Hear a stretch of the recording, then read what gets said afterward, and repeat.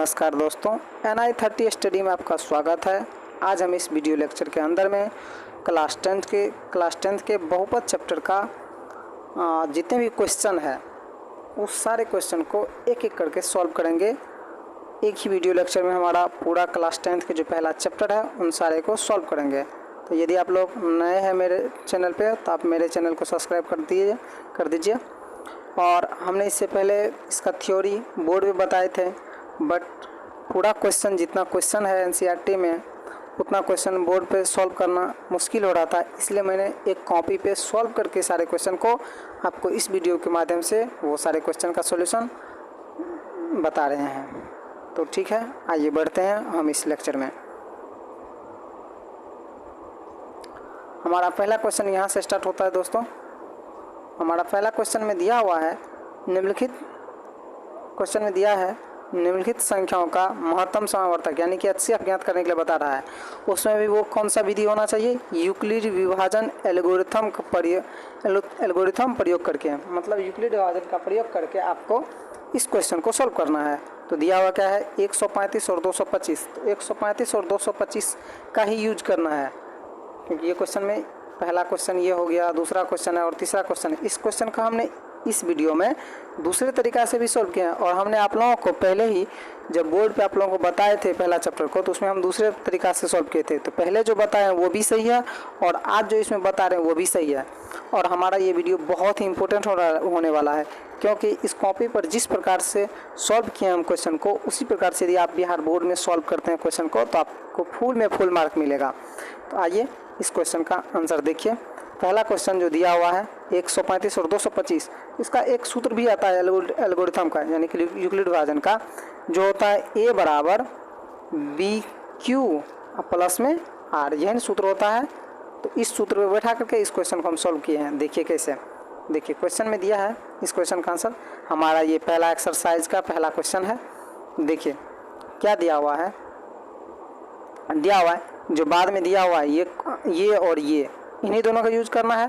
तो जो बाद में दिया उसको हम A मान लेते हैं और जो पहले दिया उसको B मानते हैं, यानी कि इसको माने हम A, मतलब A बराबर 225 और B बराबर कितना लिखे 135, और फिर यूक्लिड विभाजन का प्रयोग लिखेंगे और वहाँ पर हम लिखेंगे क्या, A बराबर BQ प्लस R, जहाँ पर R का वैल्यू जो आता है, R का मतलब क्या होता है? R का मतलब है यहाँ पर रिमाइंडर, मतलब शेषफल।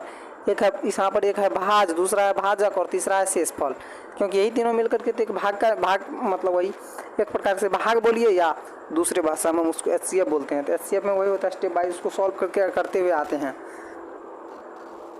तो R ये दिखा रहा है यहाँ पर, R जो होगा हमारा वो इन संख्या के बीच, और दूसरा ये जो दिया इतना, और दूसरा जो होगा जीरो और इतना के बीच में ही ना शेषफल आया होगा, क्योंकि इसी दोनों के जीरो और इसी दोनों के बीच में आएगा। 0 और 135 के बीच में ही आएगा जो भी शेष बचेगा इन दोनों में। यदि हम 135 से 225 में डिवाइड करेंगे ना, तो शेष जो आएगा तो वो इसी दोनों के बीच में आएगा। हम इसे वो बात बता रहे हैं। अब देखिए जो लिखा है उसको बस इस पे पुट कीजिए। तो क्या लिखा हुआ है? A बराबर A का मान कितना लिखे हम 225, तो A का मान कितना रखे यहाँ पर 225 रख दिए हैं, रखे हैं ना, देख लीजिए। A का मान हम कितना रखे हैं 225 और B का मान फिर 135 गुना में Q का मतलब होता है कि आप जो इससे इसमें भाग दीजिएगा पहला बार में, जैसे 135 हो गया ना, 135 से आप भाग दीजिएगा कितना में, मतलब वही शेष एक प्रकार से है, और 225 में तो फर्स्ट टाइम कितना बार में लगेगा? एक बार में लगेगा। तो आप 1 लिखिएगा, यहाँ पे कितना लिखिएगा, एक बार में लीजिएगा, और यहाँ पर 135 लिखिएगा। 135 जैसे लिखिएगा, यहाँ पर घटाइए, 5 में से 5 गया 0, और 12 में से 3 गया 9, और यहाँ पर कट गया। तो कितना बचा? शेष में कितना बच रहा है 90, और Q कितना आ रहा है 1, और 135 तो आपको देख ही रहा है वो क्या है, वो तो B है। तो 225 वाला कितना लिखेंगे 135 गुना 1 का प्लस में कितना 90, क्योंकि शेष हमारा 90 आ गया। फिर इसको एक बार सॉल्व करेंगे तो आप क्या लिखिएगा 135 लिख दिए। सेकेंड स्टेप जो कीजिएगा, सेकेंड स्टेप में क्या कीजिएगा, सेकेंड स्टेप आप कीजिएगा मतलब 90 से आप डिवाइड कीजिएगा किसको 135 में, मतलब HCF जिस प्रकार सॉल्व करते हैं।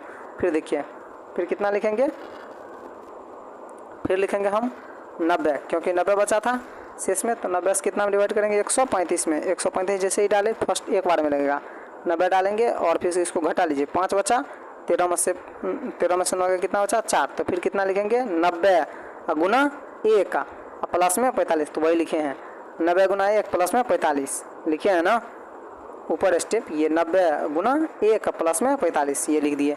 सेकेंड में लिखेंगे फिर 90 अभी बाकी है, तो अगला स्टेप में फिर कितना लिखेंगे 45 में ना, अब क्या बचा था 45 बचा हुआ था, तो 45 से डिवाइड कितना करना है 90 में, तो लिखेंगे 90, फिर 2 बार में लगेगा और फिर यहाँ पर 90 हो ही जाएगा। इसको कैंसिल आउट करेंगे और ये खत्म हो गया था। अगले अंतिम बार में जब तक शेष 0 न होगा तब तक ये स्टेप जो हम यहाँ पर लिख रहे हैं ये स्टेप बढ़ते रहेगा, ये स्टेप हमेशा बढ़ते जाएगा जब तक शेषफल 0 न हो जाए।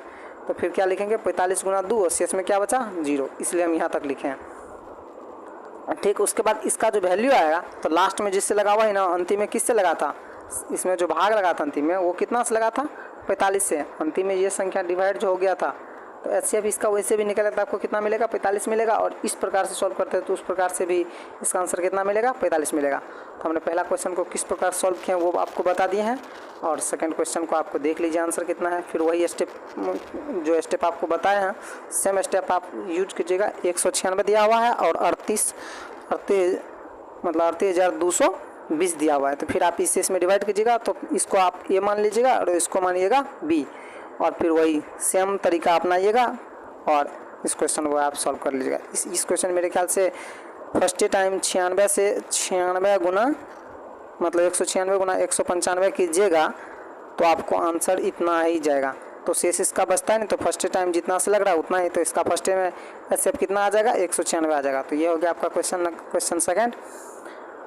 और फिर थर्ड क्वेश्चन का भी आपको सॉल्यूशन दिया हुआ है, तो सेम तरीका अपनाना है इसमें भी, जैसे आपको हम पहले बताया उसी प्रकार से। तो आप जो ज़्यादा रहता है उसी को हमेशा आप क्या मानते हैं ए, और जो कम रहता है उसको हमेशा बी मानिए। ए हमारा ये हो गया और बी हमारा ये हो गया, ठीक। तो ए और बी हमको क्लियर है, तो फिर ए बराबर वही फॉर्मूला लगाएंगे, ए बराबर बी क्यू प्लस आर, ए बराबर बी क्यू प्लस आर, और फिर आर का वैल्यू 0 से लेकर के बी के बीच में ही होगा, तो 0 से लेकर बी के बीच में हो गया आर हमारा। फिर जो हमको ए दिया हुआ है तो ए को रखेंगे हम, ये जो हमारा ये दिया हुआ है इसको हम रख दिए 867, और फिर वही बी क्यू प्लस आर वही डिवाइड सेम तरीका से।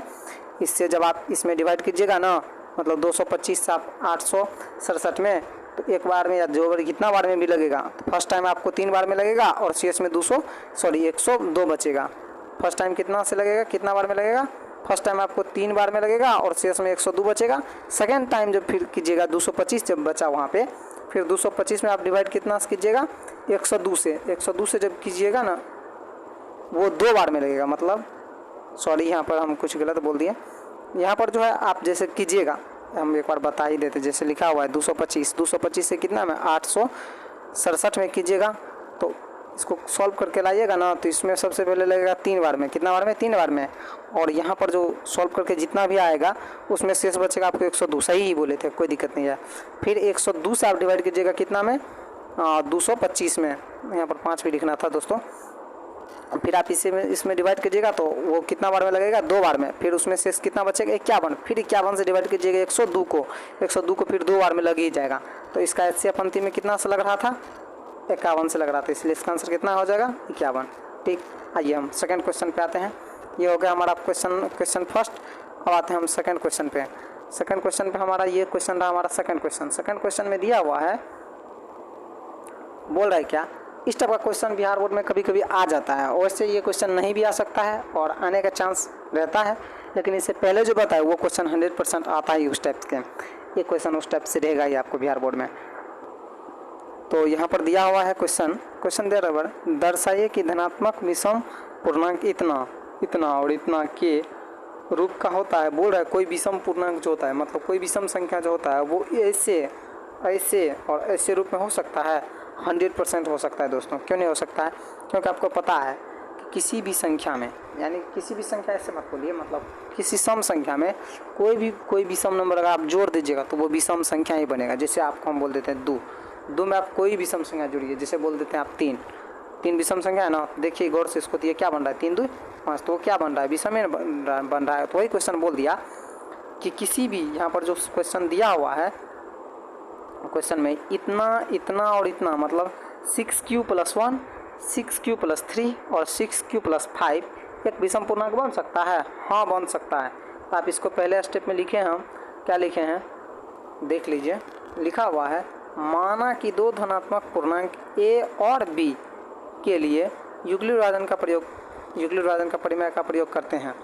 ठीक, तो यूक्लिड विभाजन का जब परिमेय का प्रयोग करते हैं तो आपको ये बराबर क्या बोले थे इससे पहले, ये बराबर होता है बी क्यू प्लस आर, और आर का जो वैल्यू होगा हमेशा वो 0 से लेकर के बी के बीच में ही होगा।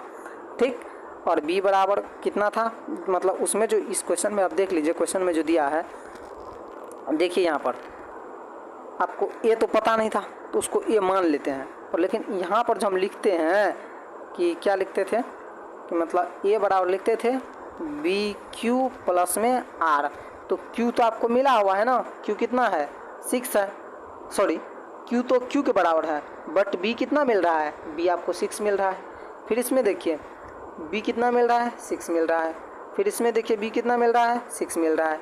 अब देखिए लेकिन आर का वैल्यू हर जगह चेंज हो रहा है, कैसे, पहले टाइम कितना मिला 1, अगले टाइम कितना मिल रहा है 3, अगले टाइम कितना मिल रहा है 5, तो आर क्या हो रहा है, बदल रहा है, क्योंकि आर शेष है एक, बदल सकता है वो, लेकिन क्योंकि जितना भी ए जिस टाइप से ए रहेगा, ए जिस प्रकार से रहेगा उसी प्रकार से ये आर बदलेगा। समझ में आ रहा है आपको।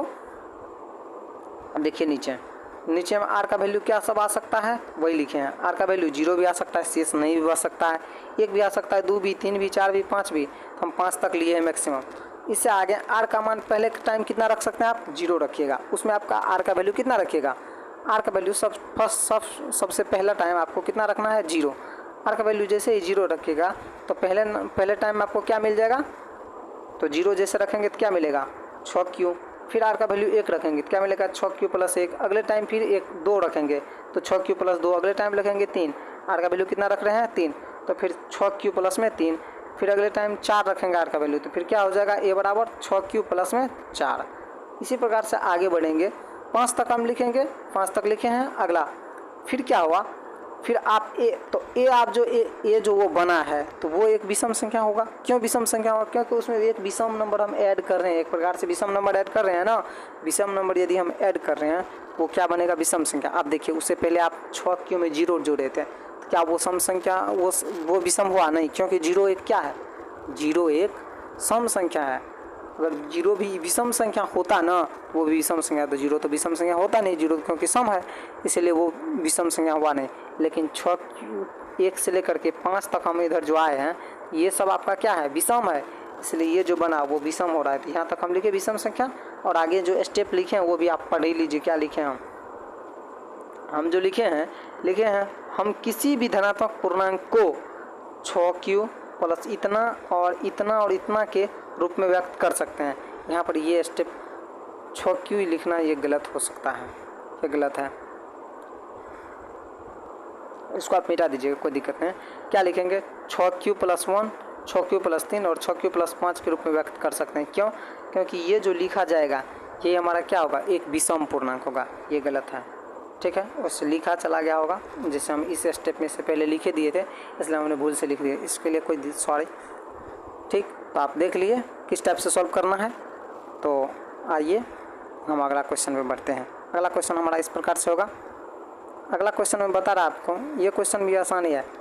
ये क्वेश्चन में दिखा रहा है कि किसी परेड के 616 सदस्यों वाली एक सेना आर्मी की टुकड़ी में 32 सदस्य वाले एक आर्मी बैंड, देख लीजिए, आर्मी बैंड के पीछे मार्च कर रहा है। मतलब वो जो देखे हैं ना कैसे आर्मी और के कैंप होता है उसमें मार्च होता है, जैसे एक्सरसाइज जिसे कहते हैं एक टाइप से, वो भी हो गया। दोनों समूह समान स्तंभ में मार्च करना है। उन स्तंभों की संख्या क्या है जिसमें वे मार्च कर सकते हैं। स्तंभ मतलब कितना जगह है, स्तंभ मतलब खाली जगह जिस लाइन होता है।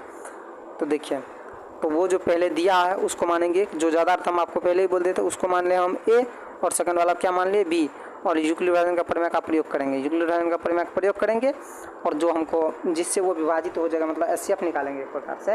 एचसीएफ जब निकालेंगे उसको तो उसका एचसीएफ कितना आ जाएगा आपको, 8 आ जाएगा। अंतिम तक सॉल्व करते हैं ना, जैसे कि 32 से डिवाइड करना था, फर्स्ट टाइम एचसीएफ ही निकाल रहे हैं, तो बात क्या है, तो क्या हो जाएगा आपको कितना में 616 में तो फर्स्ट टाइम इस प्रकार से सॉल्व करते जाइएगा। फिर यहाँ पर जो शेष बचेगा उस शेष से फिर आप इसमें डिवाइड कीजिएगा, फिर जो बचेगा फिर उस शेष में डिवाइड कीजिएगा। तो उस प्रकार से पहले टाइम में आपको 19 बार में लगेगा और सेकंड टाइम 4 बार में सॉल्व भी हो जाएगा। तो सेकंड बार में जो कितना से लगेगा 8 से लगेगा, वही 8 जो हमारा जो क्या कहते हैं HCF आएगा वही इस स्तंभ की संख्या होगा। तो आई होप ये भी क्वेश्चन का आंसर आपको समझ में आ गया होगा। आते हैं हम अगला क्वेश्चन पे। अगला क्वेश्चन हमारा क्या है, अगला क्वेश्चन यहाँ पर फिर वही क्वेश्चन सेम टू सेम, इससे पहले जो आपको हम बताए थे उसी पेज पे ये क्वेश्चन है। इस क्वेश्चन में लिखा हुआ है कि यूक्लिड विभाजन प्रमेय का प्रयोग करके दर्शाइए कि धनात्मक पूर्णांक का वर्ग किसी पूर्णांक m के लिए 3m+1 के रूप का हो सकता है। तो इसमें वर्ग बोल दिया है, मतलब स्क्वायर बोल चुका है। आइए इस क्वेश्चन का सॉल्यूशन देखते हैं। इस क्वेश्चन का सॉल्यूशन आपको हम दे दिए हैं। यहाँ पर लिखा हुआ है कि 4 नंबर क्वेश्चन था, 2 धनात्मक पूर्णांक a और b है। क्या है धनात्मक पूर्णांक, क्या माने हम a और b के लिए यूक्लिड विभाजन का प्रमेय का प्रयोग जब करते हैं तो क्या लिखते हैं हम a बराबर b³ प्लस r। फिर r का वैल्यू कहाँ से कहाँ तक होता है, 0 से लेकर के b तक होता है। फिर b का मान फर्स्ट टाइम b बराबर कितना रखेंगे, क्योंकि वहाँ पर दिया हुआ है कितना दिया हुआ था क्वेश्चन में 3m दिया हुआ था ना, अगला था एक 3m दिया हुआ था, अगला था 3m+1 था इस प्रकार से। तो ये जो होता है वो हमारा होता है ना, क्योंकि ये b q होता है एक प्रकार से, तो m को q मान के चल रहे हैं। m जो हमारा है वो क्या है, m जो हमारा है, m जो था वो हमारा क्या था, m जो था वो q के बराबर चल रहा है अभी। तो q तो आपको पता ही है। तो इसको क्या लिखेंगे, b बराबर कितना लिखेंगे 3, और फिर इस फॉर्मूला पे लगाएंगे a बराबर फिर b³ प्लस r, तो मतलब 3q प्लस r। फिर r का वैल्यू अपने मन से डालिए, r का वैल्यू कहाँ से कहाँ तक ले कर सकता है, 0 से लेकर b के बीच में। तो b का वैल्यू कहाँ तक लिए हम 3 तक, तो कहाँ तक इसको लाइक करना आएंगे 0। पहला नंबर 0 ले लेते हैं और अंतिम b कितना है 3 है, तो 3 से कम लेना है। 0 से लेकर के 3 के बीच में जो संख्या है तो पहला 0 आ जाता है, फिर 1 आएगा, फिर 2 आएगा, 3 नहीं लिया जाए, क्यों 3 से छोटा ही लेना, क्योंकि उसके बीच में होना चाहिए। 0 हो सकता है और 0 से बड़ा भी हो सकता है, लेकिन b जो होगा उससे कम ही होगा हमेशा। एक कम तक लिए हम यहाँ तक। फिर r का मान रखने पर, r का जो मान यहाँ पर है उस r का मान इसमें पहले रखते हैं। r का जैसे ही मान रखें तो a बराबर पहला आएगा 3q, दूसरा आएगा 3q प्लस 1, चौथा आएगा यानी कि तीसरा स्टेप आएगा 3q प्लस 2। तो ये सब जो आ रहा है ये सब क्या है, यही है ना। आगे देखिए, अब उसका क्या करना है, हमको वर्ग करना पर उसका वर्ग करेंगे ना, जो संख्या मिला है इसका वर्ग करते हैं। तो 3q का वर्ग करेंगे तो 3 × 9q², तो उसको क्या लिख सकते हैं 3q² गुना में कितना 3, मतलब ये 3 है और ये इसको भी गुना करेंगे तो ये ना होगा 3 × कितना हो जाएगा 9q² होगा ना। अब देखिए 3q² को हमको कितना मानना था m, एक प्रकार से पहले हम m वहाँ पर के m को किससे रिप्लेस किए थे q से। अब उस q को हम m मतलब वहाँ पर जो दिया हुआ था ये क्या मतलब 3q², उस 3q² को हम m से रिप्लेस कर देते क्योंकि हमको प्रूव करना है ना, इसलिए इसको हमको किससे रिप्लेस करना पड़ेगा m से। तो हमने क्या किए 3q को किससे रिप्लेस कर दिए, 3q² को हम m से रिप्लेस कर दिए यहाँ पर, ठीक। फिर अगला वाला स्टेप को क्या करेंगे, हम रिप्लेस करेंगे। अब की बार किसको रिप्लेस करना है, अब की बार देखिए अगले बार में हम, क्योंकि इसमें तो हमको करना क्या, ऐसा आप ये मत, इसमें आप ये नहीं कर सकते हैं कि सर आपने यहाँ पर m बराबर माने 3q² और यहाँ पर आप जो है m को माने है कितना 3q² प्लस में 2q, क्योंकि हमको यहाँ पर वैल्यू को क्या करना था, प्रूव करना था। और प्रूव करने वाला में तो हमको अपने ही मन से ना प्रूव करने के लिए पड़ता है, चाहे जो करना है। तो लेकिन ये भी सोच समझ के, कुछ भी आप लिख दे देंगे तो प्रूव थोड़े हो जाएगा, इसका तरीका वाइज। तो फिर अगला स्टेप में क्या लिखेंगे हम 3q² प्लस 2q को फिर कितना मानना पड़ेगा, फिर इसको मानना पड़ेगा m, फिर लास्ट में एक शेष में ये है। इसी प्रकार से आगे बढ़ करके और इस क्वेश्चन का सॉल्यूशन हो गया, यहीं तक कंप्लीट हो जाता है। तो क्या, क्योंकि अंतिम में क्या लिखे हम लिखें किसी धनात्मक पूर्णांक का 3m या 3m+1 के रूप में व्यक्त किया जा सकता है, क्योंकि इसको व्यक्त कर सकते हैं, क्योंकि इस प्रकार से जब सॉल्व करेंगे तो वो क्या होगा, व्यक्त हो ही जाएगा, क्योंकि वो धनात्मक बन जाएगा। और एक प्रकार से और एक चीज़ ध्यान में रख लीजिएगा, कोई भी संख्या दुनिया में जितना भी है यदि वो ऋणात्मक भी है, ऋणात्मक में भी है ना, यदि उसका स्क्वायर बोल दिया तो हमेशा धनात्मक में होगा। आइए अगले चैप्टर, हमारा पहला चैप्टर कंप्लीट यहीं पर होता है। सेकंड चैप्टर हमारा मतलब पहला चैप्टर ये क्वेश्चन आप बना सकते हैं, वैसे सेकंड चैप्टर में हम घुस जाते हैं। तो आप इस क्वेश्चन को बना लीजिएगा, ये क्वेश्चन आपके लिए होमवर्क है। वैसे इस क्वेश्चन का सॉल्यूशन है, बट आप इस क्वेश्चन को पहले होमवर्क में इस क्वेश्चन का ये क्वेश्चन आपको होमवर्क में है, एज ए होमवर्क में इसको यूज कीजिएगा और खुद से इस क्वेश्चन को बनाइएगा, क्योंकि इसमें किसका प्रयोग करने के लिए बोल रहा है, घन का। तो आपको ये घन लेकर के मतलब जो आएगा वैल्यू उसमें हम मान लीजिएगा 1 मिनट के मानते हैं 3q एक्स पर पी क्यू ही आएगा, तो इसको आप क्या मान लीजिएगा, m मान लीजिएगा। ऐसा घबराइएगा नहीं, m मान लेना है उसको। हो सकता है 3q plus 2q square plus 5 आ जाएगा, तो फिर इसको m मान सकते हैं, लास्ट में 1 हो रहा है, तो इसमें घबराने की कोई बात नहीं है। देख लीजिए इसका सॉल्यूशन, लेकिन सबसे पहले आप इस क्वेश्चन को बना लीजिएगा। इस क्वेश्चन का सॉल्यूशन ये रहा, जूम करके आपको दिखा देते हैं। ये देखिए b बराबर कितना मानना है 3, वही एक टाइप से, तो और फिर उसका स्क्वायर करके वो नीचे तक ले जाना है। b बराबर कितना मानना है 3, और इस प्रकार से इसको सॉल्व किए हैं। आप देख लीजिए इस क्वेश्चन का आंसर, और फिर अंत में आप उसको क्या कर लीजिएगा, सॉल्व कर लीजिएगा। ठीक, आइए हम दूसरे चैप्टर में पहुंचते हैं। हमारा चैप्टर दूसरा स्टार्ट हो गया है। दूसरा चैप्टर में ये दिया हुआ है, दूसरा चैप्टर में बोल रहा है क्या, निम्नलिखित संख्याओं का भाज्य गुणनखंड विधि द्वारा। भाज्य गुणनखंड पता है ना आपको, मतलब किसी संख्या एक प्रकार से यदि आपको एलसीएम आता है ना, तो आप इसको सॉल्व कर सकते हैं इस टाइप के क्वेश्चन को। यदि आपको एलसीएम आता है ना, इस टाइप के क्वेश्चन को आप चुटकी बजाते हुए हटा दीजिएगा।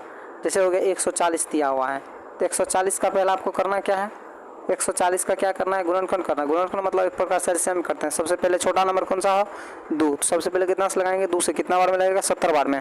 फिर 2 से लगाएंगे कितना होगा, 35 होगा। फिर लगाएंगे कितना से, 5 से कितना बार में, 7 बार में। खत्म, इतना तक क्लियर। बस यही इसका क्या है, अभाज्य गुणनखंड यही हो गया। तब लिखने का थोड़ा तरीका चेंज होता है। जैसे देखिए, ऐसे आप एलसीएम में क्या करते हैं, इन सबको क्या कर देते थे, गुना करते हैं। गुना कीजिएगा तो इतना ही मिलेगा, उसमें कोई शक नहीं है।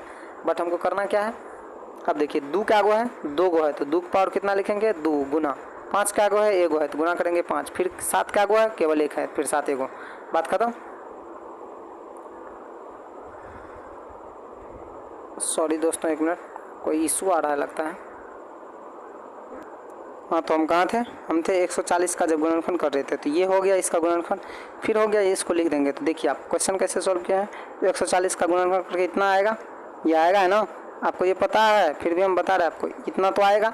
फिर उसमें करना क्या था, तो इसका स्क्वायर करके जितना मतलब जो संख्या जितना बार आएगा उसको गिनती करके उसको टोपी लगा दीजिए।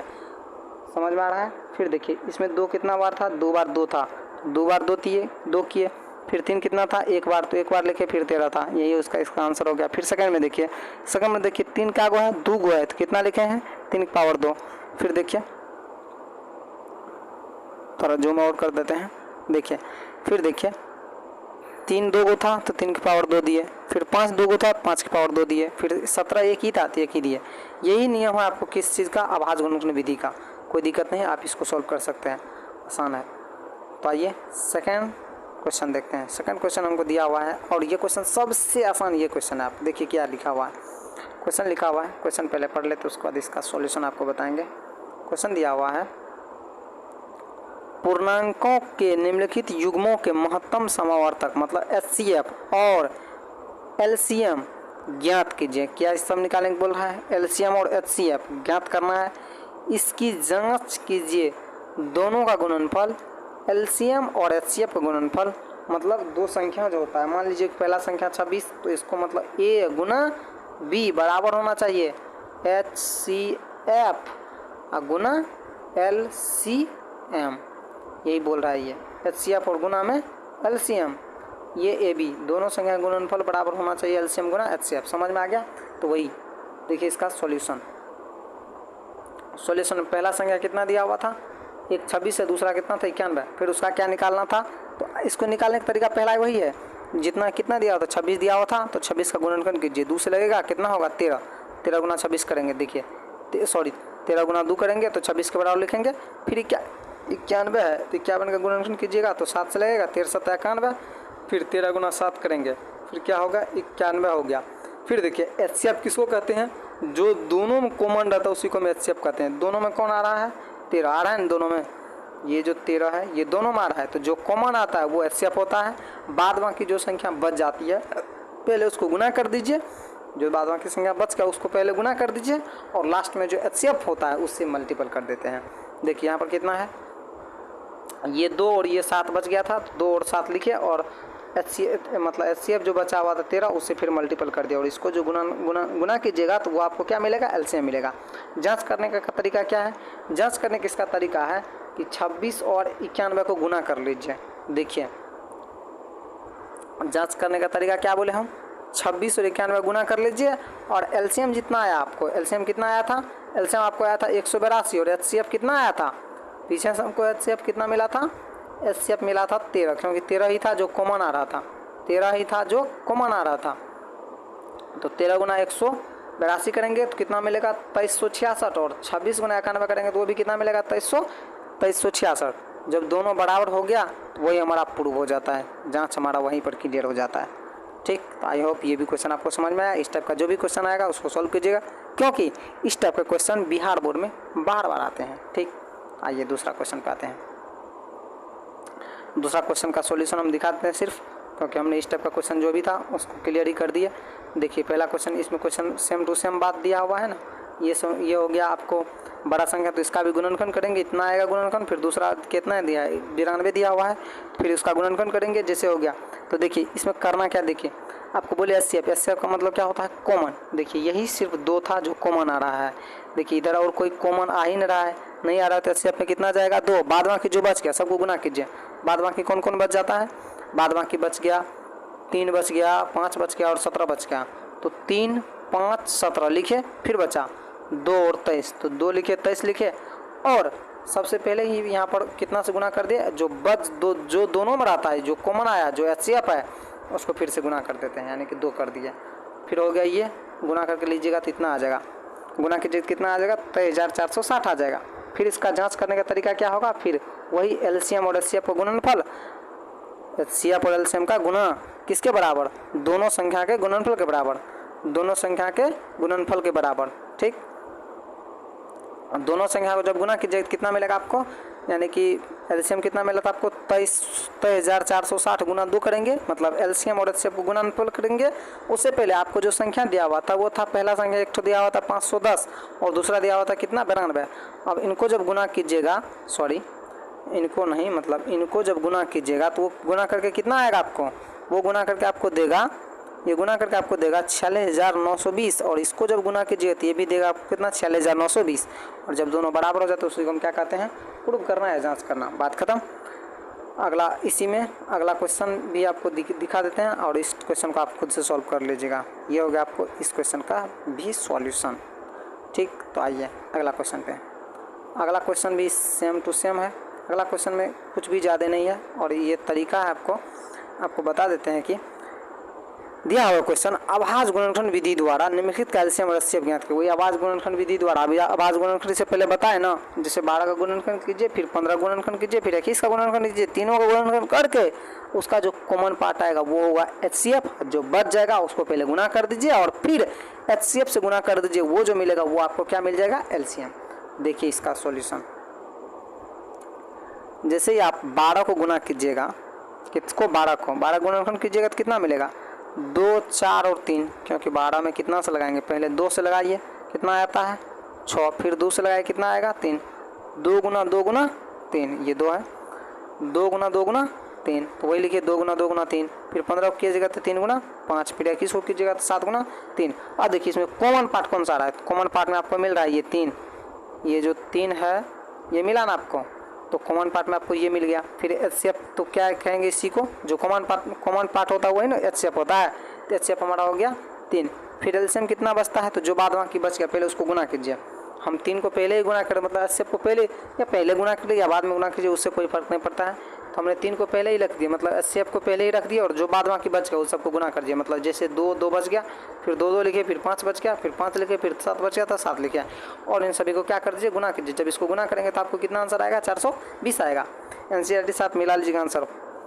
बाय कहीं हो सकता है अगर हमसे मिसप्रिंट हो तो उसके लिए हम अभी सॉरी आपको बोल देते हैं। कहीं भी अगर हो सकता है, हमें भी इंसान ही है, हमसे भी गलतियां हो सकती है, क्योंकि ऐसा कोई धरती पर इंसान है जिससे गलतियां ना, और गलती होती है तभी तो आपको आदमी को सीख मिलती है आगे बढ़ने की। ठीक, तो अगला क्वेश्चन का आंसर देखिए। अगला क्वेश्चन हो गया आपको कितना 23, 17 और 29, आप इसको फिर वही सेम विधि से आप इसको क्या कीजिएगा, गुना कीजिए। देखिए अब इसमें आप कैसे करिएगा, और एक चीज़ और आपको यहाँ पर बता दें, जब गुणनखंड किस करते हैं तो आप उसको अंतिम संख्या तक गुणनखंड कीजिए। जैसे 17 है, 17 में कितना से लगाइएगा, सर इसमें लग ही नहीं रहा है, नहीं लग रहा है, लग रहा है किससे, 17 से नहीं लग रहा है, कितना बार में, एक बार में। तो ऐसा नहीं कीजिएगा, उसको लास्ट तक नहीं सॉल्व कीजिए, लास्ट तक भी सॉल्व करना चाहिए। तो पहला क्या लिखेंगे 17, तो 17 में क्या लिखेंगे 1 गुना 17, फिर 23 कितना दिया होता है 23, और फिर 23 का सॉल्व करेंगे तो 23 गुना फिर एक ही, फिर 23 में, क्योंकि 23 में 23 से ही लग सकता है और एक बार में, फिर 29 रहा है तो 29 में भी कितना सॉल्व करेंगे 29 से, तो यही आ जाएगा। ठीक, तो ये हो गया आपका सॉल्यूशन। ऐसे आपको एक मिल जाएगा और एलसीएम कितना मिल जाएगा 11,339। फिर आप इसको देख लिए। फिर आते हैं अगले क्वेश्चन पे। अगला क्वेश्चन ये खुद से आप सॉल्व कीजिएगा, खुद से सॉल्व कीजिएगा। तो सॉल्व कैसे करेंगे सर, आप तो कह देते हैं सॉल्व होगा कैसे, सॉल्व नहीं पता है। इसका फार्मूला जो आपको बताए थे इससे पहले ही, हमने पहले इस क्वेश्चन का फार्मूला नहीं बताया है कि जब एलसीएम दिया हुआ है यहाँ पर, सॉरी यहाँ पर पहले क्या दिया हुआ था, एचसीएफ दिया हुआ है, क्या पूछ रहा है एलसीएम। तो आपको बताए थे हम एक फार्मूला ये बताए थे कि एलसीएम गुना, अभी भी बताए हैं, एलसीएम गुना एचसीएफ बराबर क्या होता है, पहली संख्या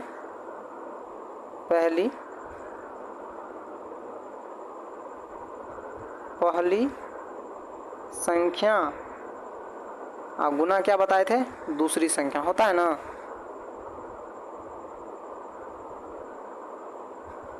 दूसरी संख्या, यही बताए थे आपको। तो देखिए इसमें पहला संख्या आपको कितना लेना है 306, दूसरा संख्या कितना लेना है 657। एचसीएफ आपको दिया हुआ है तो एलसीएम नहीं निकल जाएगा, तो कीजिएगा क्या, एलसीएम निकालना है ना, तो ये दोनों संख्या इधर आई है गुना में, फिर एचसीएफ आप इसमें क्या कर दीजिएगा, भाग दे दीजिए, यहाँ पे इसमें यहाँ पर आपका आंसर आ जाएगा। तो देख लीजिए इसका भी सॉल्यूशन है, ये है, तो ये हो गया इसका सॉल्यूशन। क्योंकि क्या सब दिया हुआ था, एचसीएफ दिया हुआ था, तो सॉल्यूशन मेरा इसलिए दिया हुआ है, लेकिन आप खुद से भी बना लीजिएगा पहले क्वेश्चन को। एचसीएफ दिया हुआ था और गुणनफल इसको कर लीजिएगा, दोनों का गुणनफल, फिर एलसीएम बराबर अभी आपको तुरंत फॉर्मूला बनाए, दोनों संख्या गुणनफल, मतलब पहली संख्या गुना दूसरी संख्या, मतलब ए गुना बी बट्टे में एचसीएफ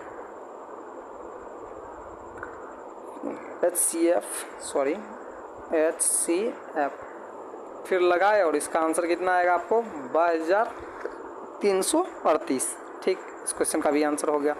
अब आते हैं अगला क्वेश्चन है, और ये इस क्वेश्चन के बाद इस चैप्टर का भी अंत हो जाएगा। देखिए क्वेश्चन में दिया हुआ है, जांच करना है सिर्फ यहाँ पर आपको बहुत ही आसान क्वेश्चन ये भी होता है। क्वेश्चन आ सकता है एग्जाम में, नहीं भी आ सकता, इसमें कोई दिक्कत नहीं, लेकिन हमारा तो पर्पस था आपको इस चैप्टर का पूरा सॉल्यूशन देना। दिया हुआ है, जांच कीजिए कि किसी प्राकृत संख्या n के लिए इतना अंक 0 पर समाप्त हो सकता है। देखिए आपको पहले हम बता देते हैं, यदि कोई संख्या शुरू में 0 रहता है तो उसके अंत में 0 हो सकता है।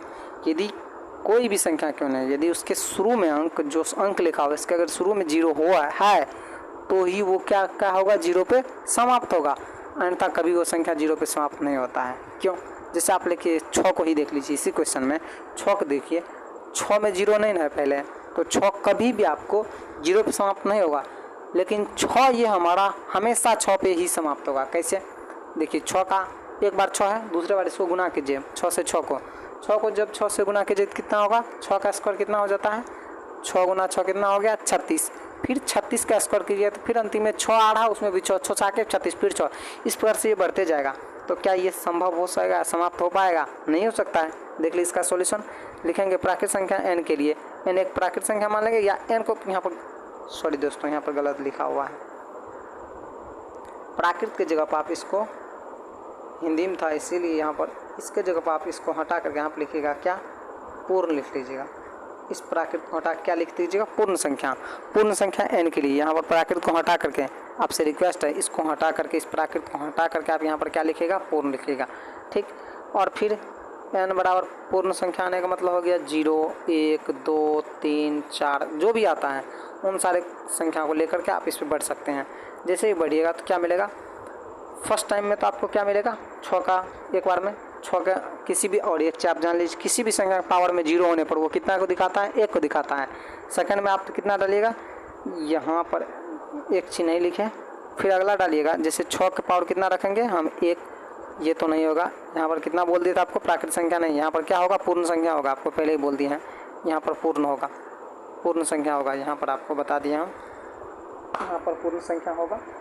ठीक, तो पहला 6 की जब पावर में 1 जाएगा कितना मिलेगा, 6, फिर 6 पावर में 2 जाएगा 36, फिर 6 पावर 3 जाएगा 216।